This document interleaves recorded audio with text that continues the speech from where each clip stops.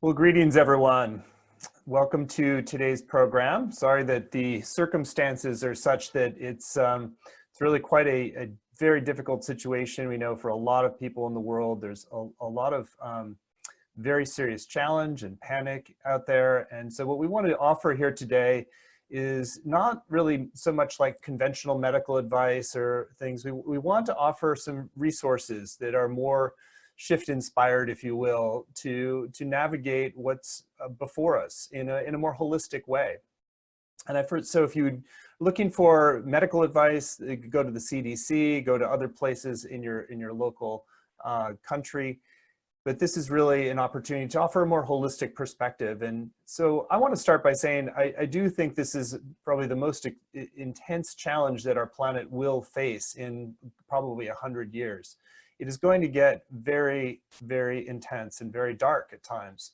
And yet I also feel that there are seeds of this, there are potentials that can blossom into a whole new pattern of living, that we can actually emerge stronger, personally and collectively, on the other side of this.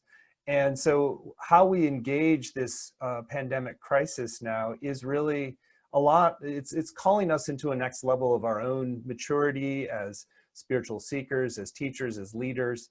And it's also calling us into responsible community leadership as well. So we want to share a little bit more about that. So it's not a time for us to panic. It's actually a time to dig deeper into our spiritual practices, our transformational practices. It's because if we're in fear, we're compromising our immune system. We're making irrational decisions. We want to get educated. We want to take action. It's very important that no matter where you are, you're practicing social isolation and distancing right now, staying at home. That's the most conscious moral thing we can do for our fellow citizens and for ourselves. And if you're at all in the dark, unclear about why, I encourage you to read a couple different articles. There's a fellow named Thomas Puyo, P-O-E-Y-O, did an article about coronavirus, why we must act now, that has been viewed 40 million times. And there's a follow-on called The Hammer and the Dance. And both of those articles really lay out why it's important that we act so quickly now as a planet so that we can avert some of the worst. And if we do, we really are only facing really a 3 to 8 week period of shutting things down, practicing the full extreme social distancing. And then we can kind of move into a mode where we can deal with it in a more moderate way. But without that kind of extreme, what he calls a hammer, we're gonna reach a point of no return globally. So it's really important that we're aware of this, that we're as conscious beings, that we're taking action, we're modeling that for other people. It's really a civic duty to not only ourselves, but also the most vulnerable among us, our elders, the people with weakened immune systems. And it's not just hitting people in those categories. There's more and more youth or young adults that are being coming down with the coronavirus. And so it's not going to be only affecting other people. And once medical systems hit overwhelm, as they're already happening in Italy and New York, it's bad for every case. So we want to stay healthy. We want to stay physically healthy, psychologically healthy. We want to stay spiritually healthy so that we use this time of more social distancing as a time of renewal for us, as a time of strengthening us, of making profound shifts in our consciousness, and also really strengthening the fabric of our community connections, which is why we're activating this call today. And we're going to be doing this every Monday at noon. So we want to strengthen our personal resilience and our community resilience to get more connected, to identify people in your orbit who might be in greater need, people who are living by themselves, who have immunocompromised systems. And so you're strengthening yourself and being in your optimal health, as well as being of service to the larger community. We are personally doing a lot of things that also can be fun as well. We family dance parties. We had a birthday party online for our daughter last night. We've been watching yoga videos for doing that with our kids. So there's a way that already we've had much more intimate, deep, longer conversations with people that we might not have been as close to recently. We've gotten more involved with local leaders in our community. So I encourage all of us to focus on those positive opportunities and be clear-eyed about the need for action to call other people into social distancing now, staying at home, It's the best thing that we can do if we're not on the front lines as medical practitioners. And then also to contribute where we can, whether that's resources, finances. So, you know, some people are sewing masks. There's engineers who are helping design new ventilator systems. There's a lot of ways that humanity's creativity is being liberated by this. And so I encourage us to share love, share beauty. We want to inspire our fellow citizens of the world to take this on as an opportunity to bring out the best in us. So in that spirit, we're going to bring forward a few of our different faculty members today, and we'll have different ones each week to share some of their key insights about how to navigate. So first up, we have Roger Yanke. He's been teaching a medical Qigong class. He's schooled in, grew up in the West, but schooled in traditional Chinese methodologies, including Qigong. And so we want to really see him now. He's going to share some practices that can help us. So welcome, Roger. Thank you, Stephen, for putting together the community and for, you know, the presence of the Shift Network in the world and all that contributed. I want to remind people, hydrate, spray into your throat. I'm sure David Crow will talk a little bit about which ones. There is the most profound medicine is produced within the human body. You cannot buy it. You can only make it for free. In the Chinese medical tradition, I'm a doctor of Chinese medicine, the method for healing disease is to mobilize internal resources, acupuncture, massage, breath practice, move the body, etc. So let's do a little practice together. We'll do two very simple ones. Almost all Qigong is, or Chinese wellness mind-body practice, is breath practice combined with movements. And so let's just jump in. I'm sitting on a stool. Stand if you want to. I may stand here in a few moments for this second practice that we're going to do. Turn your palms up and breathe in 2 times. So when you breathe in the first time, it could be a belly breath. And when you breathe the second time, it could be a chest breath. Breathe in belly, breathe in chest, turn palms down, exhale slowly. Breathe in belly, breathe in chest. Now, when we go really slow, that's restoring and enhancing.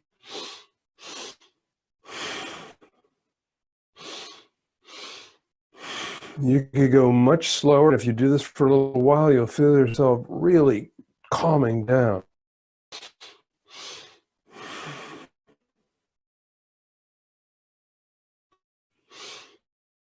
2 breaths in, 1 breath out. Now, this time we're going to do it very slow, and I hope you're participating, and I hope you will share with others as soon as we get offline.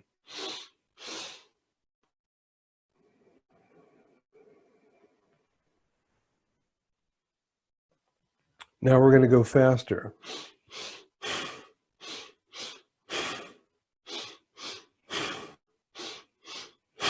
Fill your chest.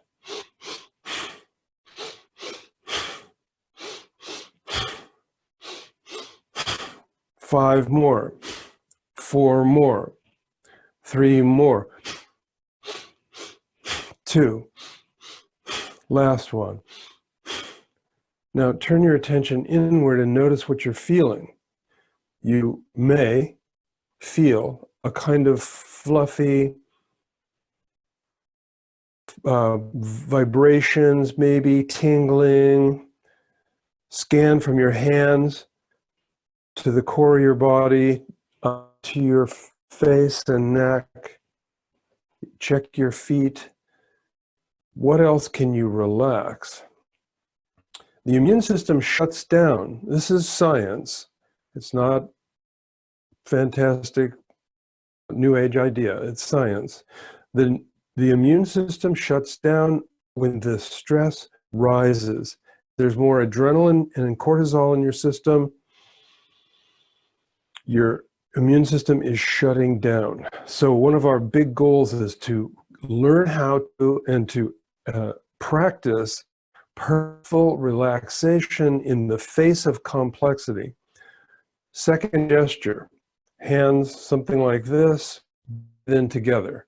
Breathe in, turn palms away, face palms up, look up, big breath in. Make fists, press your fists together with force and face down. Big breath in.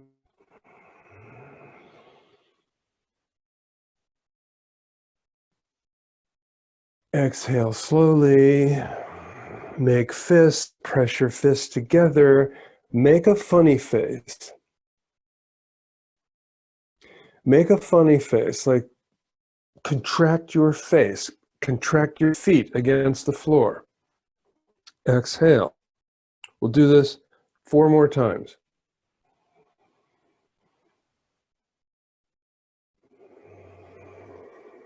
Contract and face down. Notice this is bending your spine both ways. Notice that you're breathing in deeply and exhaling fully.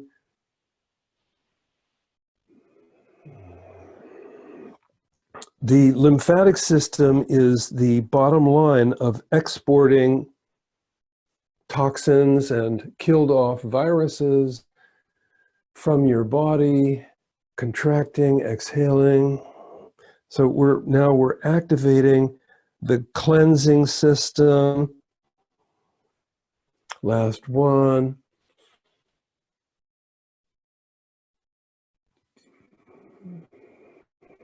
Contract, contract, contract, contract, face, fist, feet. Now breathe in, open your hands in front of you. Turn your palms down, exhale slowly. Now, before we conclude, let me remind you, the most profound medicine is produced within the human body, actually for free. There are 3 parts that you can think of any time throughout any moment or any hour of the day, which is called the 3 treasures. Adjust your posture. 1. Adjust your breath, deepen. 2. And clear your mind.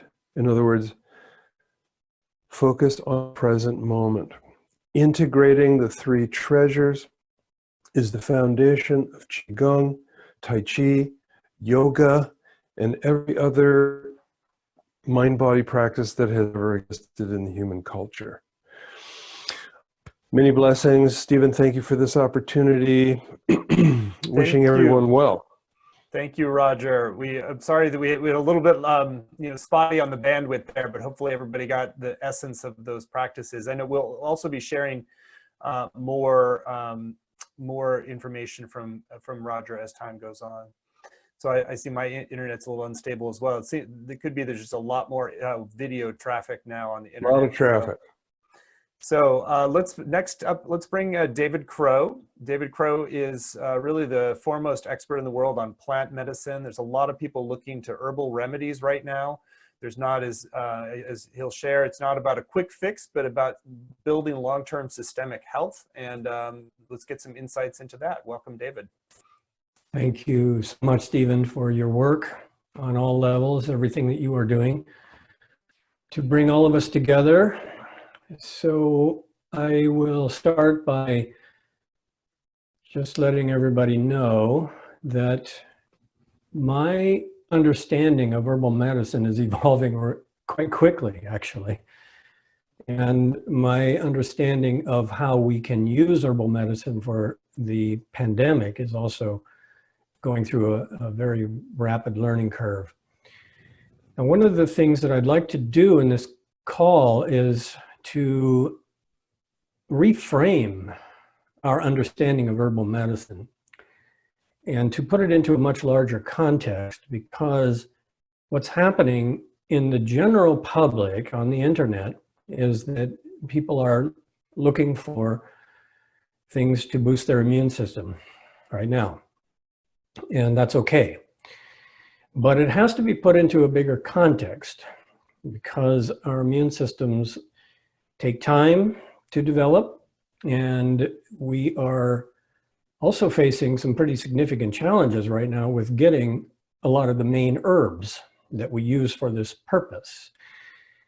So many of the herb companies are sold out of the most important adaptogenic plants and immune boosting herbs. And most people on this call, I imagine, have probably already learned a bit about these major species, and those include things like the medicinal mushrooms, reishi and cordyceps and chaga and astragalus and licorice. There's a whole category of these kind of herbs that are used for cultivating the three treasures, as we just learned. And thank you, Doctor, for that wonderful presentation. Now, what are we going to do if the herbs are not available? Well, one thing that we can discuss is we need to start thinking about cultivating our own and bringing medicine closer to home in our gardens and community gardens, and even just pots on the balcony. This is one direction that herbal medicine is going to go. But I also want to talk about some of the things that are being proposed, because right now there are a lot of different products that are being suggested for use. And that includes essential oils, and there's validity in that. And that includes these herbal immune boosting products, and there's validity in that. And now people are learning quickly about some of the antiviral herbs that may be applicable here, such as Andrographis is also rapidly being sold out. Now, the fact that herbs are selling out so quickly is very amazing to me, because it shows that there's actually a very widespread knowledge in our population about these herbs. I was actually quite surprised to find that so many companies, major companies with good supplies, are just sold out of almost everything. And of course, this is a shock, and this is going to be a big challenge for us. What are we going to do to have sources of natural medicine? But on the other side of that, what it's telling us is that people have a great awareness of natural medicine already. They're already using it, and this is great. Now, I'd like to very briefly just mention that some of the things that are being advocated for protection and prevention and for treatment, we simply don't have any evidence of this yet. What we have is historical, empirical, traditional knowledge about how herbs can work and how essential oils can work. And there's a lot of scientific documentation also of their effectiveness. There's no doubt that these herbs can protect us and boost our immune system and help us with these even serious respiratory conditions. But the problem is that we cannot assume anything in this situation. And we should not be taking that information and applying it as if these things are actually going to protect us, okay?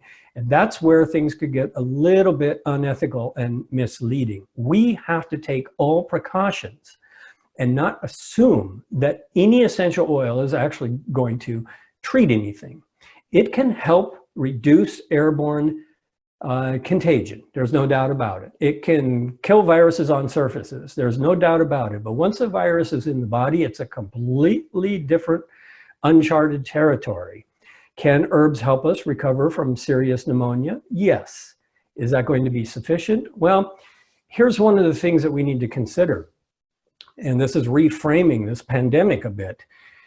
And that is that we're going to need herbal medicine for everything now. Let's stop thinking about it being just for coronavirus, because you're not going to want to go to the doctor for anything You're not going to want to go to the emergency room for anything at all.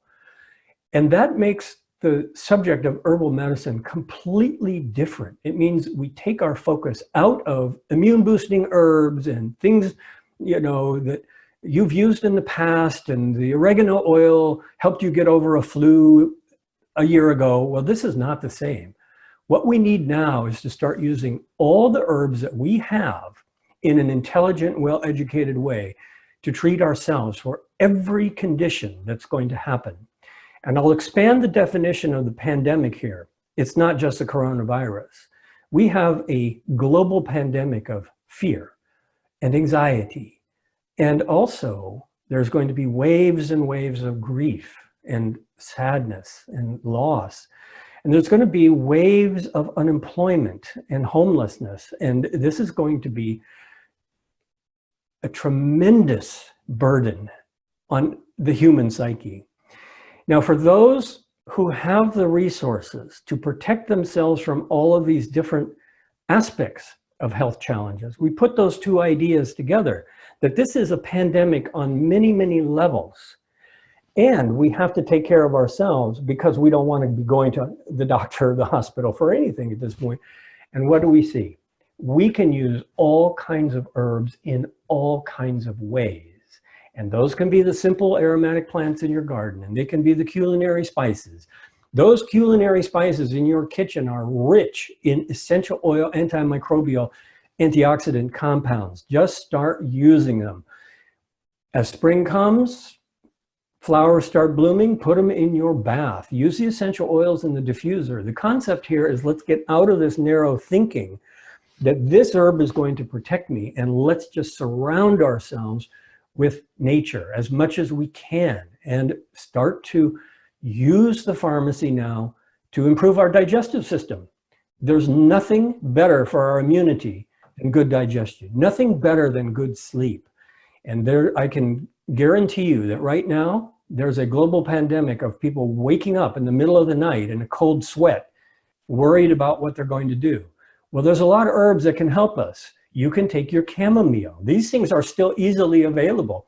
You can take your passion flower. A lot of the relaxing nervine herbs are tremendously beneficial for helping us at this time. The spices are going to be very supportive for the digestive function. So let's think in terms of the whole pharmacy. Everything we have access to, start using it.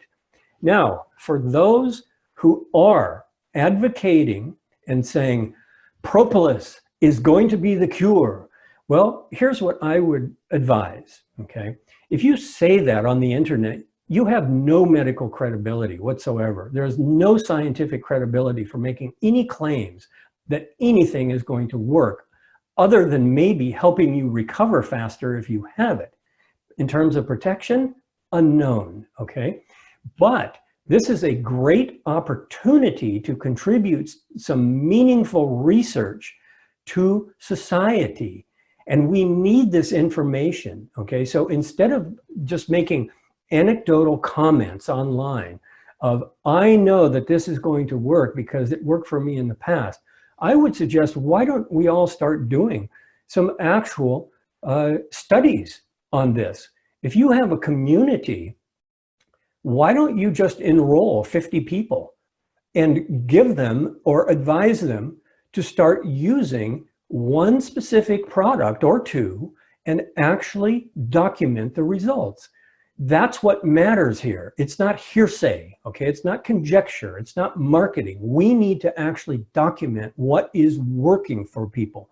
So if you have a group of 50 people and they are all taking propolis, okay, and they have a significantly smaller rate of infection and higher rate of recovery, that means something, okay? So let's take this discussion to the next level at this in this area also. So with that, Stephen, I know my time is out. I'll say thank you again so much for bringing us all together.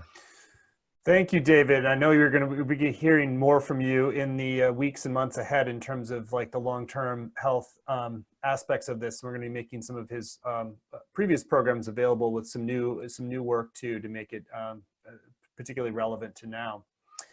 So next I want to bring on my beloved wife, Dava Haley Mitchell, co-founder of the Shift Network, and just have her share a little bit more about some of the creative ways. We have two little ones at home that we are navigating this and really, looking at like how to optimize your home time. So Dava, want to step forward?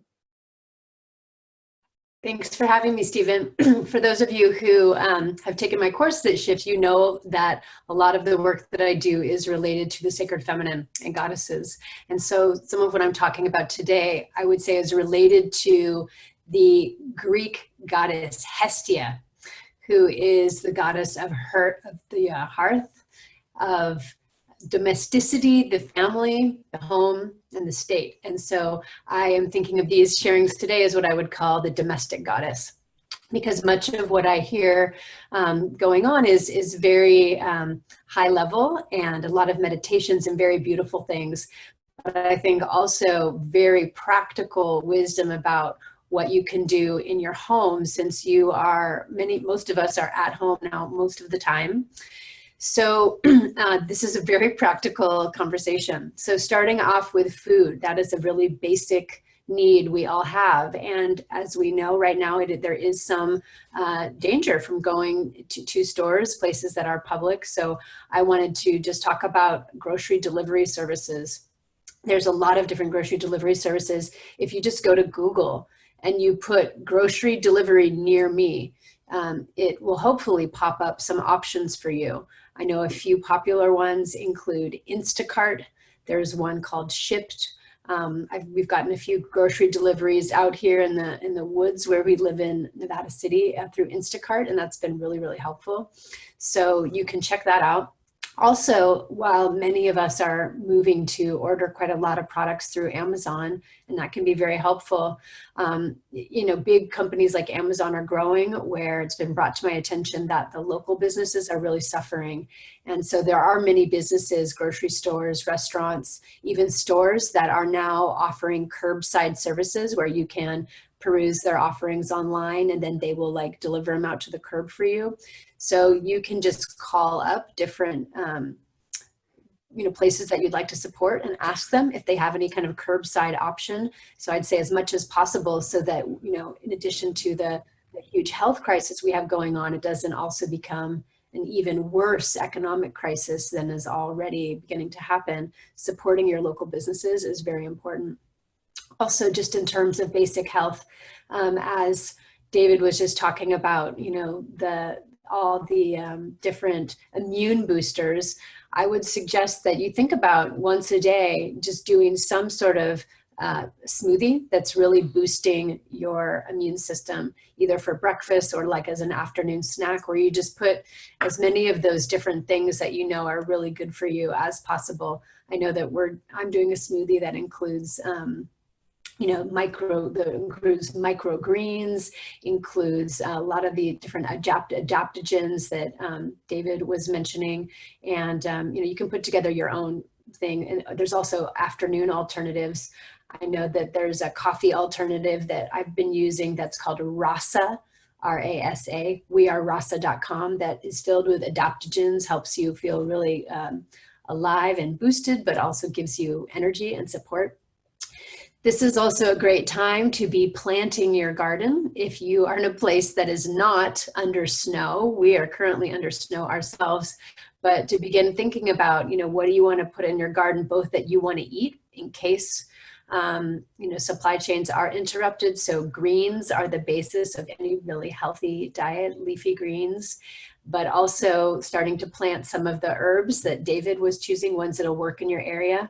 We also just started planting in our kitchen sprouts, because sprouts have some of the most mega nutrients in microgreens. So what I love about sprouting that I've just started doing is it's very quick. Within 3 to 5 days, you can have sprouts. These are ones that I just started in our kitchen. There's little, if you go to a local nursery, you can often get a little sprouting tray, or you can even just do it in a simple ball jar with a little screen that you can buy on the top, and you just fill it with water a couple times a day, and you can be sprouting. So these things that you can do very simple. If you don't have a garden, what about just putting a raised, big, large planter pot outside your home? And so you can at least start getting some of the key herbs going, if not at least some of those key greens, kale, spinach, as long as it's organic chard. So those are some of the things in the food area. Also, many of us now have kids at home, and if your kids are older, a lot of the schools are now sending online curriculums for your kids to be following. For younger kids, that's not as much the case because the curriculums are very play-based. So a few things that we've been doing is we've been, instead of using as much of the screen games, we're trying to go more in the direction of board games. So our daughter just had a 3rd birthday, and what I asked for gifts from everyone was board games. So we now have a variety of different board games that is a way that we can also play together with her. So whether you have a younger child or kids of all ages, that's a great thing. You might, old-fashioned fun you can do together. We've also been doing yoga with support of some of our different friends offering yogic offerings. There's a woman named Jyoti Jocelyn Levy, who's the founder of something called We Yogis, WEE, We Yogis. And she is doing a daily broadcast from Monday through Thursday, 10:30 a.m. Pacific, a live yoga for kids. Super fun. It includes music, and we just watched it this morning with our daughter, and very fun. And you can watch the recordings later. There's also another popular one called Cosmic Kids Yoga that has a lot of great programs. So again, a great way for you to engage with your kids. Art is always so simple and wonderful. We've been making these little love hearts. This is my daughter's art. She's been making these love hearts for different people in our family, and the love hearts are on the front, and then we have a love note on the back. So in this time when, everything is so intense, to receive a love note with art from someone young in your life that you love in the mail, something that's not just a bill in the mail, is such a blessing for people. So really simple things that you can do, I think are going to be very well received. Also, in terms of, educational curriculums for kids, I want to alert you to a few that we've been using. There's one called kinedu.com, KINEDU.com. And you'll take an assessment for your child, and then based on your child's age and development, they'll give you little videos for activities to do with your kids each day that are age appropriate. That's been really helpful. We're a Waldorf family, so there's also full Waldorf curriculums available online that you can purchase from a place called live-education.com. So those are Waldorf curriculums. There's another program, anywhereteacher.com. So empower yourself to give your kids a real curriculum if your school's not offering one. A few other things I just wanted to share. Again, this is all very practical information. On the technology side, if you don't have any of these technologies, you might reach out to your friend base and see if anyone around you does. The Biomat, which is many people have, it's a amethyst filled biomat that is an infrared technology that's really good for boosting immunity, or any kind of infrared sauna. So those are two technologies. There's also something called AmpCoil that has developed some new frequencies that they're testing that they believe will be helpful with coronavirus. It's still in its testing phase, but I know there are many AmpCoil practitioners that are very low cost. I believe $30 to $50 US per session, at least here in California. And there's many people, so you could look up, AmpCoil practitioners. And this is a sound healing technology that's been very powerful in working with Lyme disease in particular, but they have many other conditions they work with now, including coronavirus. So I'm just trying to offer a lot of very practical tips, because a lot of the other wisdom is, for the soul. And this is very Hestia oriented, domestic goddess. Final things I'll share are time outside. If you can get outside every day for a walk or a hike, that's wonderful. And then being very creative. I had my mom just tell me about she's getting together with a friend. They are trying to social distance. So they're going to go watch a sunset at night, staying in their own cars. while they're each having, a glass of wine in their own cars, toasting each other, chatting from their cars, watching the sunset, but making sure that they're safe.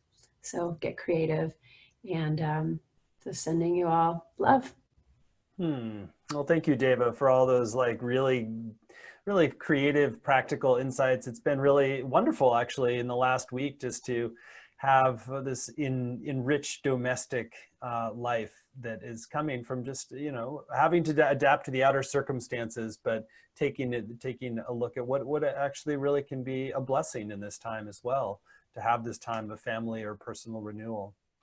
So in that spirit, I was just going to say, I'll post a lot of these resources on my personal website, deva.com, DEVAA.com. I know I spoke a lot of things, a lot of websites kind of quickly. So I will make a commitment to post these there under deva.com/corona. Great. Well, thank you. So it looks like we just had Raynette join us. So we're going to actually bring her on next. She's our local Nevada City mayor, and she was one of the people ringing the alarm bell very early on what the repercussions of this pandemic could be, and also like pointing the way towards positive solutions. So I thought it'd be useful to have the perspective of a very holistic, mind, body, spirit political leader to share a little bit about orientation of how our communities can really thrive on the other side of this, and also from the renewed social bonds that are happening as well. Her internet looks a little frozen up. I'm here. That's great, but let's bring her on. Hi, guys. Hi. So I have to apologize. I literally walked in the door. We were doing curbside delivery for pet owners, cat and dog owners. So I have to tell you, and I want to ask you, Stephen, do you want me to talk about networking? Yeah, I'd say that particularly about local organizing, since this is a more general call and shared more generally with the Shift Network, just about like how to best start to create these resilient local networks as a result of what we're having to do. Okay, so and I hit upon this yesterday when we were talking earlier, is that last week I spent a lot of time on conference calls with our local city government, our county government, different agencies. And one of the things that I really am suggesting for people right now is the governments are doing absolutely as much as they possibly can. And they're doing a great job trying to stay ahead of this. The thing is that really we have to start looking towards our neighbors. And one of the things that I did talk about before was the need to mimic nature.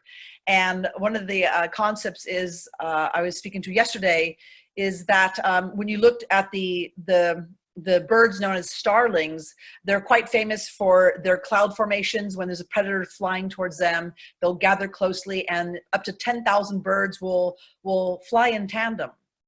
And I've always marveled at that, which many of us have over the years. And interestingly enough, they finally discovered how these starlings were able to do this. And they ultimately realized that one starling will be at wing's length with the other 5 starlings around it, and 5 starlings only. And what it will do is it will only focus on working in tandem with those surrounding 5 starlings. And by doing that, they can actually move en masse. And when I look at what the government is facing today, in many ways they can stay on top of things, and in other ways, the beast here is that it moves slowly, relatively speaking. So as starlings, they can actually move on a dime. They can move instantaneously and effortlessly. So what I've been suggesting for people to do is, now that we're staying home, the dust is settling, we are really kind of getting an idea of what we have, what we don't have. It's really a smart idea to really start reaching out to your neighbors. This might be within your apartment complex. This might be your surrounding neighbors in your neighborhood. You might be more in the rural areas and you have more space. Maybe there's only 3 neighbors around you, but it's absolutely critical that we get to know one another, because the truth of the matter is we don't have everything we need individually, but we have everything we need together. So if I know who my neighbors are, and I've been making a really good effort to make sure I'm checking in with everyone. How are you doing? Are you on any special medications? Do you have any health issues? Are you short on food for yourself, pet food? Do you need errands? How can I assist you? And just keep that line of communication open. And I also really encourage folks to keep that line of communication open, and also as a backup, particularly in our area, Stephen can speak to this, but we have issues with power. Our power goes off quite often. And sometimes they'll go off for days. Sometimes they'll go off for even longer than a week. So it's also really smart that when you do connect with your neighbors to not only have their contact information like home phone, cell phone, email, but also like, what if we don't have the internet? What if our cell service, our phones are down? And what kind of communication we have. I mean, I'm literally looking at buying a bell and having a dinner bell on my front porch in case I need to contact anybody. But that kind of communication is really important.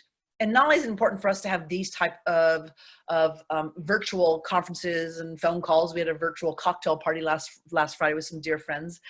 But it's really important to have that real face-to-face connection. That's extraordinarily important. And you can still do it even if it's over the fence in your neighbor's yard. But that face-to-face is really, really key. It's good for us to have that connection. It's good to have that connection established as well. And the other thing I want to mention, I hit upon this before too, is that I think a lot of people right now, especially if this goes on for more than a week or 2 weeks or a few weeks, are going to feel maybe isolated. And you have to understand that it gets a little scary. You have to do this mental, emotional process of all this and digesting the changes that are coming towards us. And it's really important to understand that sometimes you feel like you're out there bobbing in the sea by yourself in a little tiny dinghy. But the truth is we're all in our own dinghy. And if you extend yourself to one another, hold on to one another, connect to one another, then you're not this single solitary dinghy bobbing in the ocean, but you're this incredible, large, flexible, and resilient flotilla of rafts, and you can bear through any storm. So again, networking is really, really key. And so as much as the government's going to connect you to certain entities, you're going to have virtual, conferences and Facebook groups and so on. Those are wonderful, but that personal contact to those right around you is absolutely paramount, because the truth of the matter is that's the kind of connections where we're going to move the most swift, right, and efficiently, is through those type of networks. So if I do the same thing, which I've been doing, I've been talking to all of my neighbors around me, we're all checked in, and then that neighbor does the same thing, and that neighbor, next door does the same thing, then we're really interconnected, whether we're online or not.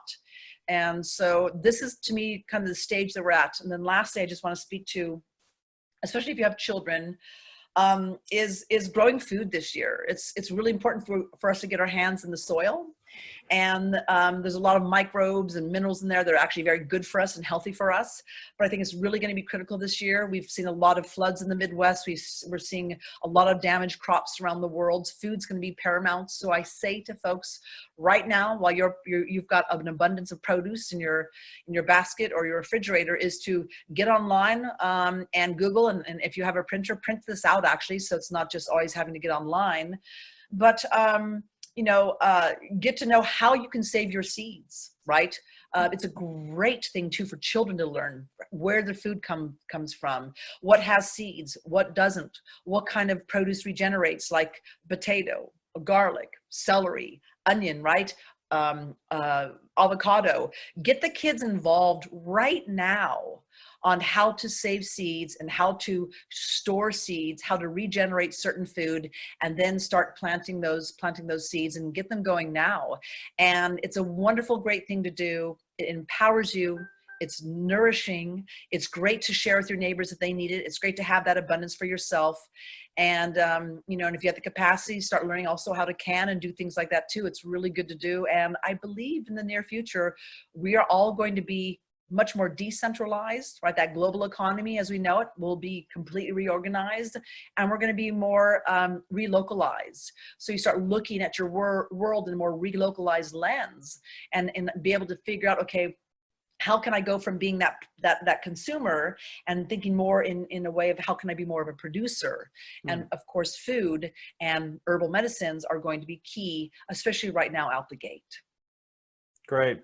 Well, Raynette, thank you for your leadership in this whole journey, and I think really good practical insights. And I think it's really clear that it's like this can connect us more globally and more locally at the same time, since we're all in it together. And the way we build the resilience is through the local connections. So thank you so much for making time out. I know you've got a lot on your plate as the local mayor to handle this. So thank you for coming today. Thank you, Stephen. Thanks for the opportunity.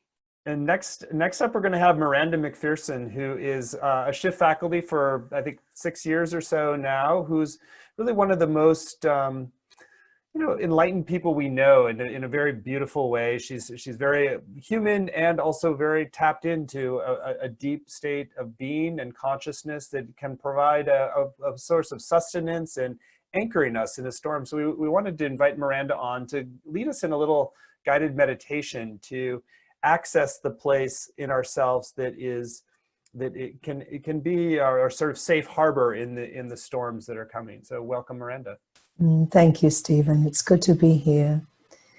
So yeah, I happen to believe that there's immense spiritual opportunity in what's going on right now, and that in addition to the wonderful things that Renette was saying and David was saying and Stephen as well, I think that we need to remember that we can always find refuge spiritually. So this is a meditation practice that I'm going to guide us into to help you connect with that within you that is never rocked and doesn't change. So wherever you are right now, just let yourself sit comfortably. Sit back in your chair. Position yourself, if you can, in a way where your feet are on the ground, and where you can just close your eyes or else receive my gaze, whatever feels best for you. But just let your consciousness draw in and back and down.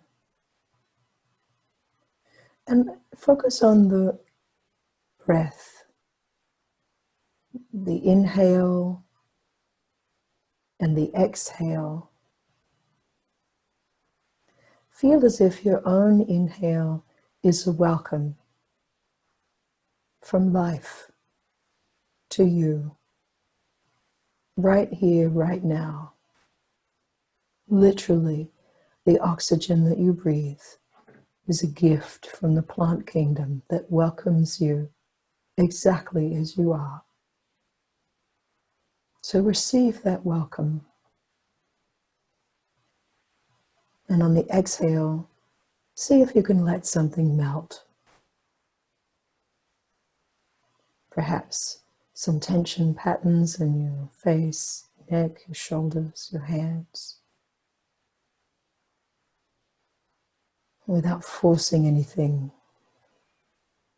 Just let melting and letting go of unnecessary contraction happen of itself.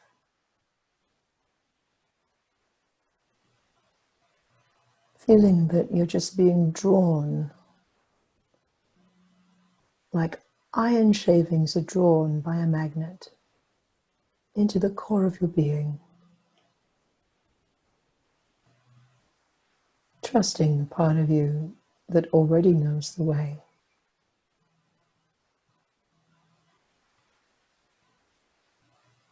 So bring your felt experience to the soles of your feet in contact with the ground.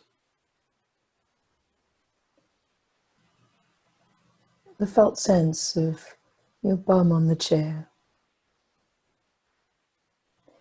And as you feel floor, chair, ground, take in the fact of basic support for you right here and now. And consider where this support's really coming from. The fact of the earth that we know is so much more than we can even fathom. Underneath the earth's crust, we know that there are layers of rocks, minerals, raw elements, a molten core, and that our earth itself is floating in infinite space. Right now, you're supported by all of that. Quite literally, you are resting within something that is pure intelligence, pure power, infinite love,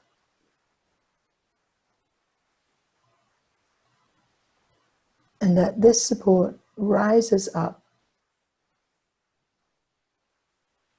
literally like a vast mountain of pure intelligence and love and power to support you just being here in this moment. So consider the possibility that there is a refuge, support for you to rest in, even though there is so much change and uncertainty, even though there are times you might feel scared. All of your experience can relax in and down to this deeper ground that is always here, in which you can always rest.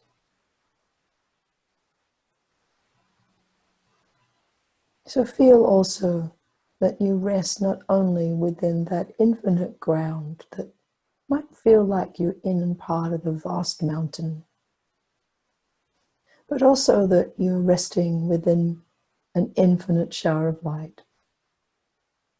Just as each day we receive the light of the sun that creates the day, so consider the possibility that the light itself is alive with loving presence, as if all the angels, enlightened beings, celestial beings, are just showering down upon us all and upon our earth,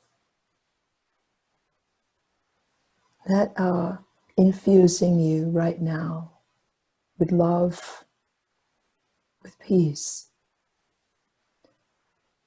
with the remembrance that you're not alone,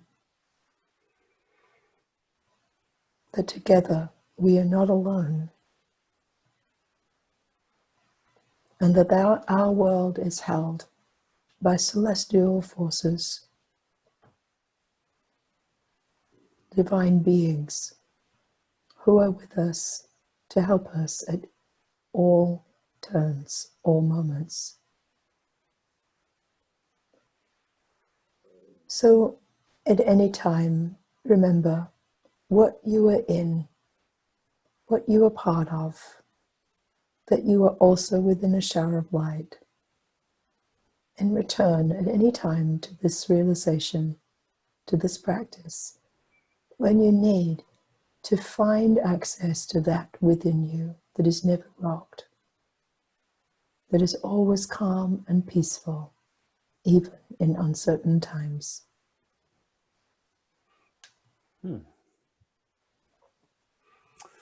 Thank you, Miranda. That was truly, truly beautiful. And yeah, just really remembering that in these surface storms, which need to be taken seriously, that we can have this inner refuge and sanctuary. What a beautiful reminder. And thank you for that. So we'll also make this available, I think, on our Facebook page. So if you would like to do that guided meditation again with Miranda in times where you may lose connection with that deeper ground. So let's have a little time. If you have a question or an offering or something you'd like to bring forward, you can do the, there's a little button that should say raise hand, and I can call upon some folks and bring them forward. Or there is also a Q&A. You can do it via text as well. There's a little Q&A button. So if you have anything you'd like to bring forward or share, or questions that you would like addressed, please do so now.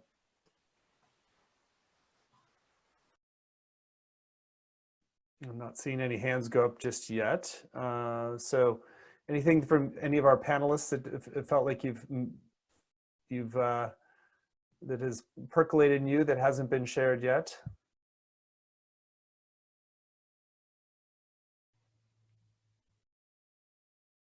Roger? Sure.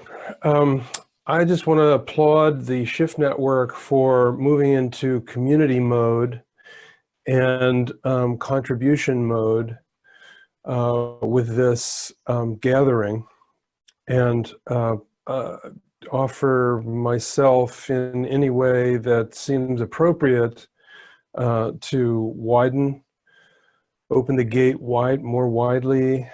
And just as we're concluding here, I'm just wishing everyone sincerest well-being, and thanks for all of your great messaging. Great, thank you, Roger. And I know that Roger has much more extensive offerings as well. Do you want to say anything about where people can find the practices that are specifically you're sharing for this time? Sure, thank you. We have a YouTube page which is called It's always more convenient if you use that first word, the Qigong. That's spelled Qigong. The Qigong and Tai Chi Way. Tai Chi, T-A-I space C-H-I. And recently we put up a couple of specific Qigong practices for the maximizing immune function, particularly by just relaxing. It doesn't have to be complex or esoteric. It just needs to be accessible and doable. And so that's a big focus for us.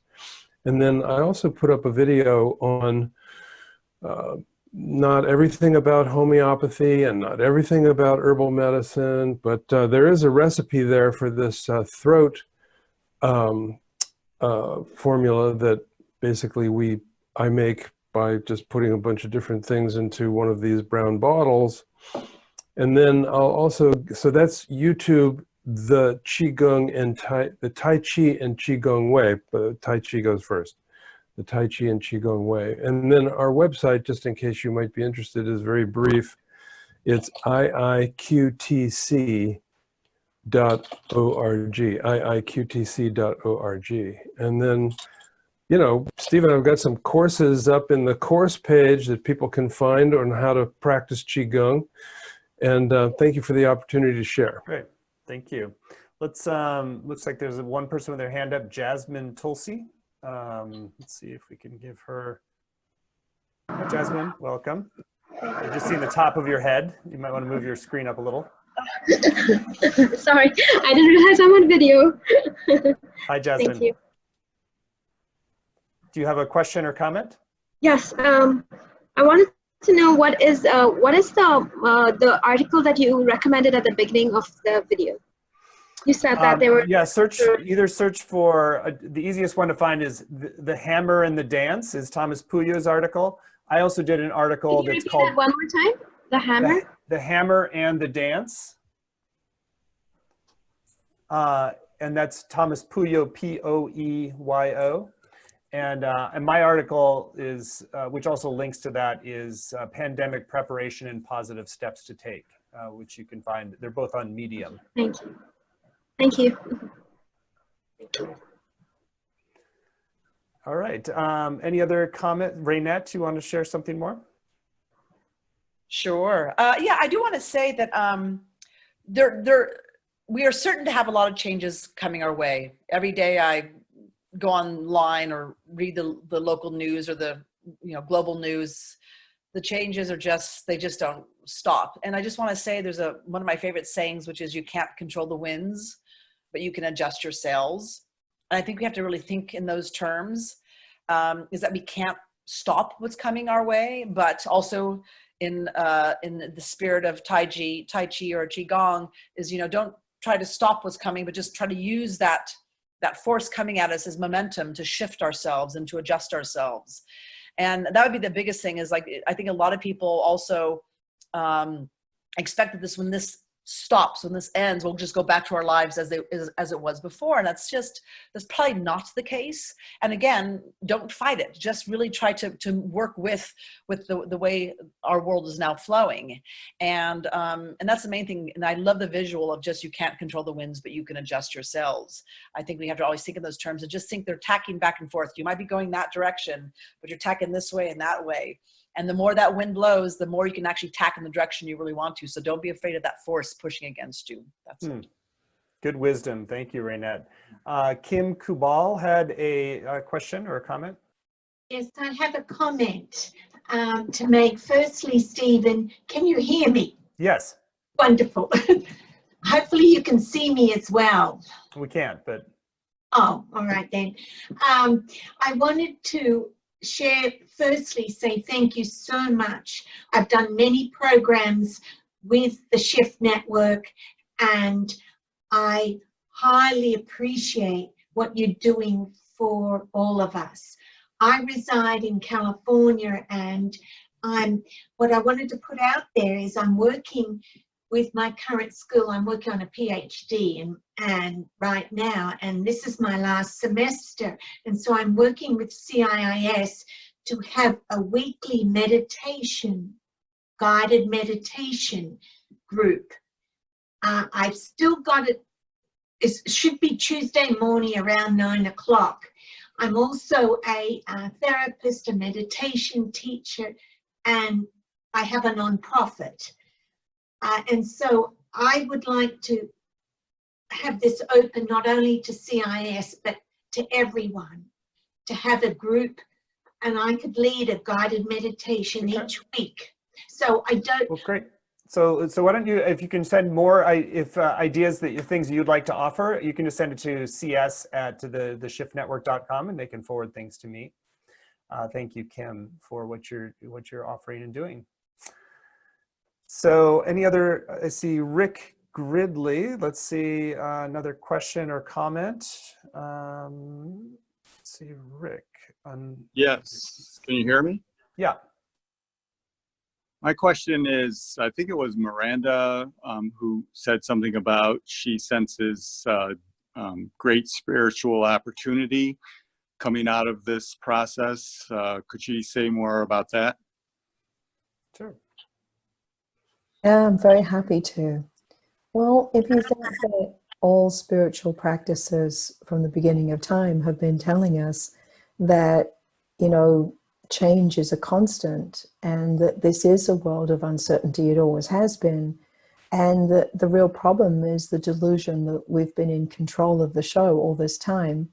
Well, this is a great opportunity to wake up out of some pretty foundational delusions that keep us contracted in ego. And for us to, what we're already seeing even on this call is so much more we consciousness, so much more collaboration and loving interest in how we can serve one another. Well, that is exactly what our world needs, is an evolution out of me-go, me, self-centered consciousness, and into what's going to really work for the we. So I think this is an immense opportunity to embrace the fact of uncertainty that always has been, that's just in our face right now, to lovingly confront the delusion of control, to learn how to stay present and allow our fears so that we can discriminate what is an actual threat to our well-being that is asking us to make some changes in what we do, and what is the mind stream of fear, and learning to just compassionately meet that but disidentify with it. This is all the terrain of classical inner spiritual work. So I think it's an amazing opportunity. That's not to diminish the suffering and the challenges ahead, but I notice myself rolling up my sleeves and going, okay, this is what I've been preparing for my whole life. This is what I've been preparing my students for. So let's find our refuge. Let's ground in that which is never rocked, so that we can be flexible with the winds of change. And I just wanted to say that that quote that Renette was mentioning is actually Ramakrishna, and the full quote is, "The winds of grace are always blowing, but it's up to us to raise our sails." So how might we each individually, personally, raise our sail today? What allows us to be more present, open-hearted, and graceful, and responsive rather than reactive? Beautiful. And I'll add to that, I think that there's something that I've noticed is kind of unique about this situation, is that humanity's never had this scale of collective challenge that really requires all of us to collaborate on a planetary level. So there is a kind of a forcing function, not just individually, but collectively, for us to come together as one species in a way that we probably never have. We've gotten locked into certain world wars where there's half the world is against the other half of the world, or there are other challenges. And I think, climate change has that potential to unify us as a species, but it's been so long term. So to have an immediate kind of shared threat actually is forcing the evolution of a kind of a global unity that that I think actually will be a precursor to the kind of world that we need to see. So there can be some hidden blessings even in very difficult, trying circumstances. So great. Well, thank you, Rick, for that question. So it seems like we don't have we don't have any other hands up. So maybe just any closing words. David, was there anything else you wanted to quickly offer to folks? Well, I'll just say again, Stephen, thank you for everything that you do. I just want to point out to people that the Shift Network has actually done something really historical, and that is that it's really the first global online education company that has really put plant medicine out in a big way. And again, thank you for inviting me in to be part of that process. But also, over the last 5 years, because you have been working so hard and getting so much information about plant medicine out there, I think that if we were to step back and look at the impact that that has had globally in raising people's awareness about the role of natural medicine, that it's actually quite profound and widespread. And probably one of the reasons why herb companies are out of products right now. Now, I also would like to just add one final comment, and that is that my orientation to plant medicine is not just about take this herb for this symptom. I think in mandalas. And when I think of turmeric for inflammation, I think of the farmer who produced it. And then I think of the economic benefit that the demand for turmeric has produced and can continue to produce. And then I think of the land where the farmer lives and how the cultivation of medicinal plants is actually taking care of the environment. Because in order to have high quality medicines, we have to have sustainable agriculture, ecological, non-toxic, sustainable agriculture. And then when I think of that vision, I start to see the role that medicinal plants can play in restoring the biosphere. And so this is what I have been talking about for decades, which is that herbal medicine is not just for our individual health. It's for economic prosperity if we can bring in a sustainable plant-based economic system. And medicinal plants are rapidly becoming one of our top priorities. That's one of the things that's going to come out of this. And then if we look at that, it means that it's going to be stimulating a lot of agricultural projects because medicinal plants are far more important than a lot of the other things that we've been producing. And from that is going to come environmental protection and environmental restoration, a simple idea of replanting the global garden. And that has profound implications for healing the biosphere because the plants heal the body as a small internal ecosystem, but the functions that they have in the body, they also have in the world around us. And so the plants are purifying the waters and they're regenerating the soil and they're purifying the air. They're protecting us all the time. So we can think of immunity, not just at a microcosmic level of an individual, but we can think of restoring biospheric immunity. And that's what plants do also. And all plants are medicines for doing that. And so finally, if we see these different levels of medical use, economic upliftment, environmental preservation, then we can see that the medicinal plants are actually the foundation for a spiritual culture because it brings us back into harmony with nature around us. So thank you, Stephen, for all the good work you've done and do. Thank you, David, for being at the forefront of that work for decades now. And really, that was one of the most profound linkages of so many different threads that I've heard in terms of why plant medicine is so foundational to the culture that we need to emerge now. So Deva, any final words from you? I actually wanted to use my time to ask Renette a question if she is up for that. Are you still available, Renette? I feel like we're really privileged here where we live in Nevada City, where Renette is our mayor, and there's a lot of community collaboration. I've been in touch with friends of mine in other places that do not have a community like ours here that is so interconnected, where a lot of people are feeling very isolated and are noticing kind of hoarding behavior of people saying like, I just need to get enough food for me, and not delivering pet food to people in need. And so we spoke with someone yesterday from England who is also very isolated. So what would you encourage for people, who want to get more connected to their communities but aren't in a really like close-knit community situation, how to kind of be a part of getting that going if you're feeling alone and isolated?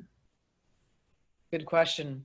Well, I think some of the things you have to do too is in this moment of stillness is really look at the skills that you have, the expertise that you have, maybe the creativity you have, the knowledge you have. We all are these amazing facets of this existence that we're in. And it might be something where you see a neighbor in need, and you're like, can I help you babysit your child? Or they may not be feeling well. And it might be where you actually extend something to them and build that network. And once you open yourself up to your neighbors and say, hey, I'm here for you. Do you need me to walk your dog, around the block? Or do you need some help as far as like maybe gardening? Or maybe you know how to garden and you actually say to your neighbors and those around you, I'm actually willing to assist you and teach you how to grow. And I'd like to actually speak to this, and I'd like to speak to the generational thing. I think this is extraordinarily important. There is this story that a famous doctor, Dr. Gabor Mate, who wrote the book In the Realm of Hungry Ghosts. It's about homelessness and addiction.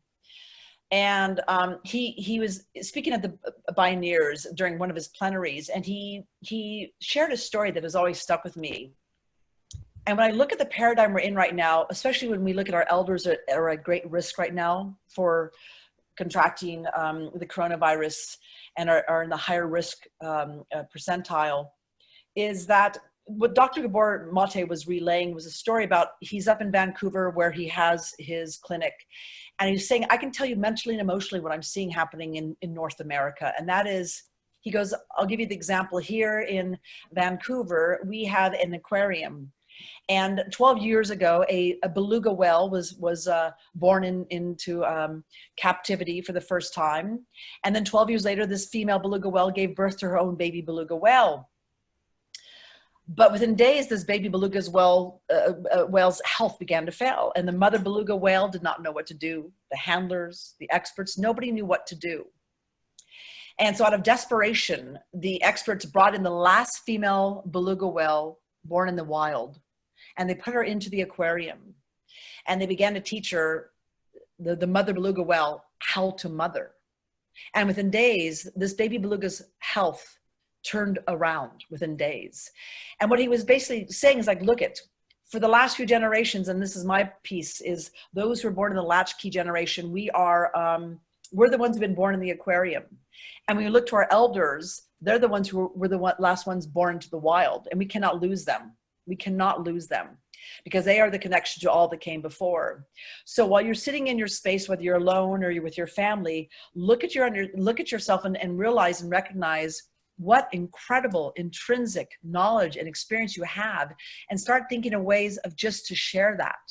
So while you're sitting in isolation, don't sit there and think, I'm in isolation, I have no value.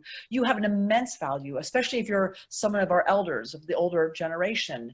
And begin to reach out to those, it might be simply picking up the phone and making a phone call to a neighbor, or somebody who lives maybe down the street further, and just conversing with them. And start to talk about what it is that you think you can provide and what you can share, and the knowledge and the wisdom that you have. And I think that that's one of the things what's happened over the generations, that we've been separated more and more by that aquarium wall. And what's happened is that wall is ready to come crashing down, or it is crashing down. And so just to understand our intrinsic value and to reach out is really paramount right now. So if you're there and feeling isolated, or feeling perhaps that you're one of the young ones born in the aquarium and you have not acquired those skills that our grandparents and our great-grandparents have, reach out to somebody who's a different age bracket than you and start asking them questions. start inquiring. It reminds me, Renee, there's a very simple, I'll call it a game. You know, it's not really a game. It's a simple practice we have within my spiritual community, which is the 13 moon lineage. We, at the end of all of our spiritual meetings, we do a round of sharing, which is two very simple things. You share, I have, what do you have a lot of that you could share? And then what is it that you need? I have, I need. Right. So I'm imagining even starting something like that with your neighbors, saying, here's what I have available and here's what I need. What do you have? What do you need? Simply playing that with friends or neighbors could be a starter. And people, not everyone, some people are going to want to remain isolated, but the truth is that now more than ever, people are going to want to have that interaction, that human connection now more than ever. So now is that time. And we are so resource rich, right? And this is the other thing that's really key, is many years ago, we started an organization here locally called APPLE, Alliance for a Post-Petroleum Local Economy, APPLE. And it was all about the relocalization, the sustainability movement, right? Bringing your productivity back home locally and regionally. And we had a board member by the name of Anya, and Anya was Polish, and she was living in Poland during their economic crash, I believe it was in the late 1980s. And she said to me, what allowed us to survive this economic crash in Poland was not that we had a pig farmer who had the pork, or we had a beet farmer who had the sugar, or a wheat farmer who could provide the wheat for the bread. But we knew them. We were networked with them. We were connected to them. And it was that connection that was just as important as the skill itself. So that's why I'm saying is now more than ever, reach out to those all around you and do exactly what you said, Deva, is start sharing, this is what I have, this is what I need.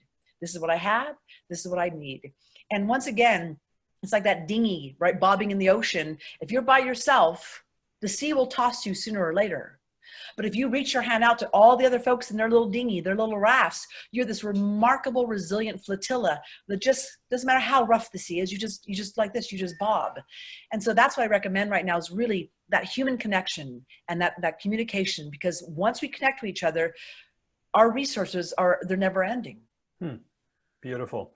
Well, that's a great way to, I think, close us out today. Really profound insights, you all. Thank you, David. Thank you, Roger. Thank you, Deva, Raynette. Thank you, Jeffrey, for hosting as well. We are going to do this as a regular series on Mondays, primarily with SHIFT faculty members, but we'll add some other folks as well that add different perspectives that can be helpful in navigating these times. So thank you for the wisdom, and let's all reach out. Let's all find our place of refuge and get healthier, get more connected, and navigate this thing in a way that allows the good to emerge on the other side. Thank you, Stephen. Thank you, Stephen. Wishing everyone well. Take care now.